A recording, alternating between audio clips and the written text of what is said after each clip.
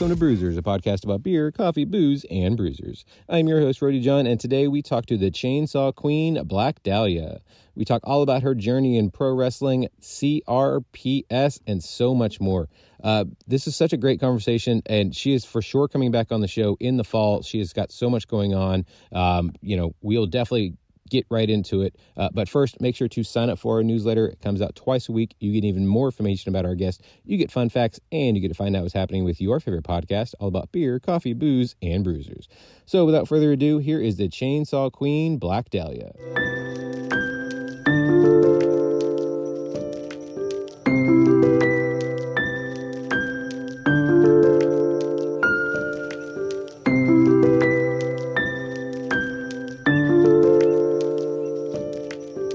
I would like to welcome to the show the Chainsaw Queen, Black Dahlia. How are you doing tonight, ma'am? Hello, I'm good. How are you? I'm doing well. So for those that are listening, kind of paint us a word picture. What's going on around you? Where are you at? I'm at my house right now, and I'm just hanging out with my dogs. There you go. Yeah, same here. Yeah. What kind So of dogs do you have? I have a terrier mix. She is, I believe, 12 or 13. Oh, older baby. I have two shits, or I'm allergic to animals now. All of a sudden, Oh, that's pretty not cool. good. Yeah, it just all of a sudden hit me. All my whole life, I was never allergic, and now I am. So I have hyperallergenic dogs. One's a Shih Tzu. He is Hmm. 5 years old, Winston, and then I have a Shapoo, William, and he is 3. They're my babies. I have a miniature schnauzer as well, and the grooming process I did not have to do with the terrier, and it can get expensive with you actually having to go get your dogs groomed and everything. Oh yeah. It's unfortunately high maintenance to have a hyperallergenic dog, but I Right. love them. Yeah. Well, yes. Well, I'm a team dog person, even though I'm allergic. I grew up with cats, but I am also team dog. Cats are assholes. Yeah, I They're I cute, love but cats. Are we allowed to cuss? What is this podcast rated? oh yeah, cuss away. All right. Well, cats are assholes, but I respect it. And unfortunately, I'm allergic to cats as well. So, Mm, like, just randomly in my 20s, all of a sudden, it was like dogs and cats. Oh my. that's so unfortunate. I know it's a tragedy. I've been dealing with it for the past so many years, but it's okay. It's okay. We're dealing with You're a more evolved person now. it. Well, I just look bougie because I'm getting hyperallergenic dogs. Well, you're not doing it because it's cool, because you literally have to I'm do not doing it because it's a trend. I right. swear. And my first hyperallergenic dog was a rescue, to be fair. So I still went the right route. It's just my second one I did purchase because I felt bad about my first dog being alone. And I was like, I got to make sure I'm not allergic to it. I do recommend people rescue dogs. That is A there's thousand percent. yes. Yeah, that's how I Or got my animals in baby. general. Yeah. That's how I got my baby Winston. My terrier mix, she was a street dog, and the other one I rescued from a guy who had passed away. So Oh, good deal. you're a good person for stepping up and taking care of that baby. He's a terror sometimes, but he's also very sweet, so it works out. We love a personality. Yeah. So I could talk about dogs all day, but I feel like people want to talk Same. a little bit about pro wrestling. Yeah, Uh, go for it. what is your earliest memory of pro wrestling? My earliest memory. Ooh, I'm trying to remember before I got involved with wrestling because I was not a wrestling fan growing up, and Oh, no one in my household watched wrestling, and no one was a fan of it. So honestly, it just when I got involved with wrestling in 2011, I was just the theater kid, the actor. I mean, I'm talking back in 2011, Vince McMahon could have walked in and I wouldn't have known who the fuck that was. You know what I'm saying? Like that's back in 2011. The earliest memory of any former wrestler or wrestling was definitely probably Hulk Hogan, seeing him all throughout like his reality show in the early 2000s with his daughter. Like that's my earliest memory is just pop culture with Hulk Hogan and the Rock, and then a little bit with John Cena, but not too much at that time. But then once I got involved with wrestling, um, I just I remember every second of it, every stage. So now, since you've gotten into wrestling, also love that those were the three like tent poles that you're like, oh, I know about pro wrestling, but only through these people. It's like, Well, that's I think it's a good insight too, because a lot of right, people that you probably talk with are either A, wrestling fans, or B, wrestlers, aka wrestling fans that got involved. You know, right. like it's rare to find an outsider getting involved with wrestling, and I was one of them. You know, I've been involved with wrestling for like 13 years now, and my first early stages, I was not a fan. I mean, my family called wrestling trash. They didn't understand it. They thought it was very trashy, and they didn't understand why I was getting involved with it.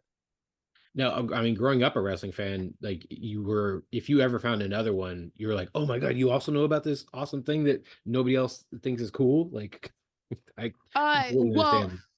yeah, I'm sure that's how a lot of wrestling kids were. Like, if Yeah. you saw someone with a wrestling shirt on, you're like, "Ah, there's one of my people." But, like I said, I never grew up a fan of wrestling. So, when I got involved with wrestling, I was 18 years old, and I didn't fall in love with wrestling until 2 years after being involved with the business.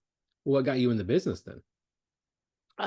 So I was getting my associate's degree in art, and I was getting a degree in theater. So I auditioned for the New York Film Academy, got accepted, and I was just going Whoa. around yeah, I was going down the route of being just the typical theater nerd, drama major, that bitch, you know what I'm saying? So I was doing that route, and then one of my girlfriends at my college I was going to, was like, "Hey, I know you're a model, you're an actor." She said, "This will really be good to add to your resume." And she's like, Mm. "Have you heard of pro wrestling?" And unfortunately, I did go to the slur of that fake shit, like, I didn't say it like that, but I said something like, "Wait, the stage fighting on TV?" I did say something like that because, I was ignorant and I wasn't Right. educated on the business yet, and I was like, the fake fighting?" So, she's like, "Yeah, so, you'd be a valet." And I was like, "Girl, how the fuck is parking vehicles gonna help me with my acting resume?" I was like, "This girl's on crack or something." Like, I was like, "This is insane." I was like, "How is parking vehicles gonna help me?" So then she educated me on what a valet, a manager is in wrestling, and that's when it was 2011, and I went on YouTube and I looked up videos of Macho Man and Miss Elizabeth. I Yeah. studied Scary Sherry. I studied all the old school valets, and I took it very, very seriously. And that's how I got involved with wrestling. It was actually um, to stand out from the other actors and models. Like how cool would it be to stand out from everyone else and have I mean, I had a ballet background. I had Oh wow. a cheer background. I had a 15-year experience with basketball where I ended up landing on the and one basketball team. I have like all these different things on my resume. So then I added ballet to it, and it just so happens I fell in love with it and decided to train as a wrestler and become a wrestler. That's that's amazing. I love that story because so Yeah. telling that story again, looking back as an actress, looking at pro wrestling is like, isn't it that fake fighting stuff? Isn't it a little ironic now that you're on the other side of it? You're like, oh wait, Oh, it's it's so funny. athletic theater, so It's so yeah, now that I've been involved with the business, now that I've fell in love with it, been educated on it, paid my dues, sacrificed. Mhm. I went through so much as a valet on the indies for 4 years, and then as a student for 2 years, and then dealing with my sickness. Like, like you never stop paying your dues. But yeah, so being an actor, being ignorant, getting involved with the business, to now being still an actor but an experienced wrestler. Right. Yeah, it's a little ironic, but also I just have such respect for it because it's kind of cool because I was almost bred for this, like with my theater background, but also my athletic background. So I just love it Right. because I'm always like I love sports, so it's like I get to play sports all the time now. Right. So when you were watching these old valets, you mentioned Elizabeth, Scary Sherry.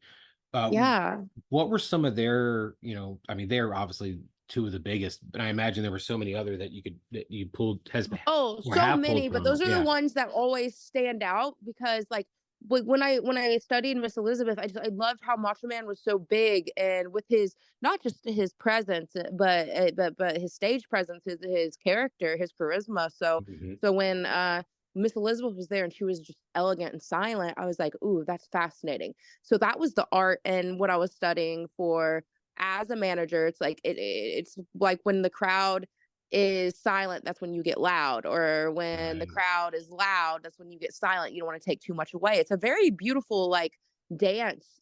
Like if you look at I feel like managers are disrespected to an extent Yeah. because we're not one of the boys. That's what was always referred to me when I was just a manager. You're just the manager. You're not one of the boys. So, and it's like, no, like, just like the person that rings the bell, just like the ref, just like everyone has a part to play in the story and in the performance to make sure everyone's safe and healthy and then puts on a good show.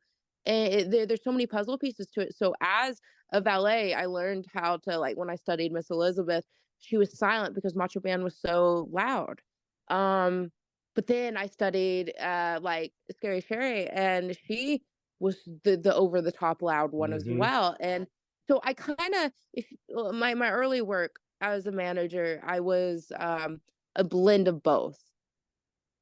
I like that. Yeah, because I loved watching them as watching it live, and Sherry was so different with everybody too, because like you said, for the most part, she's a very loud character, but like Hmm. when she was with Harlem Heat and WCW, they're so gigantic that she was just kind of the elegant to their power. It was, and It's then neat seeing her transform like that too. yeah, It's neat to see her compliment whoever she's with.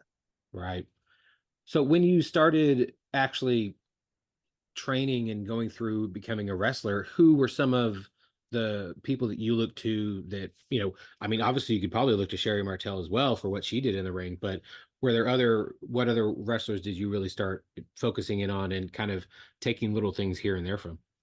I always loved, of course, I mean, it's so cliche, but we gotta say Lita, we gotta say Right. Trish, we gotta say those two because just like the epicness of those two together, let alone their individual work. But honestly, I gotta say it, Natalia. Like Oh I yeah. am such a mark for her work, and I feel like she always wrestled like one of the guys. Like the three I just listed always wrestled like one of the guys as opposed to the stereotypical female style of wrestling. You know what I mean? Hmm.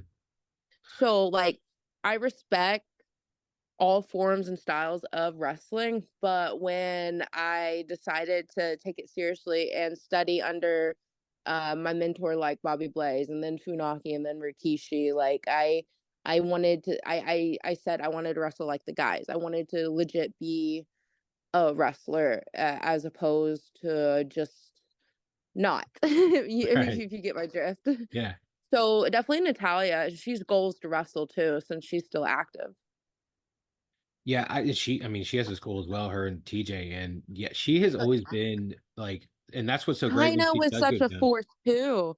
China was such a force. I can't believe I Yes. didn't vote for her, but honestly, she was more such a force. Whereas I love the style of like, of course, Lita, Trish, Mhm. Natalia. Well, so when it became, you know, when you're building a character, how did the Chainsaw Queen kind of come together? Like, how much did you kind of Right. take from your theater background and obviously make it even a bigger and better one? Because you come out with a chainsaw, you have the amazing masks, like, and Yeah. it's obviously a gigantic part of it all. How did it all kind of come together?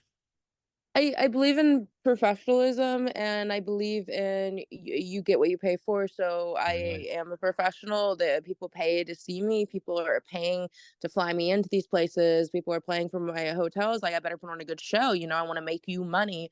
So so I've been in I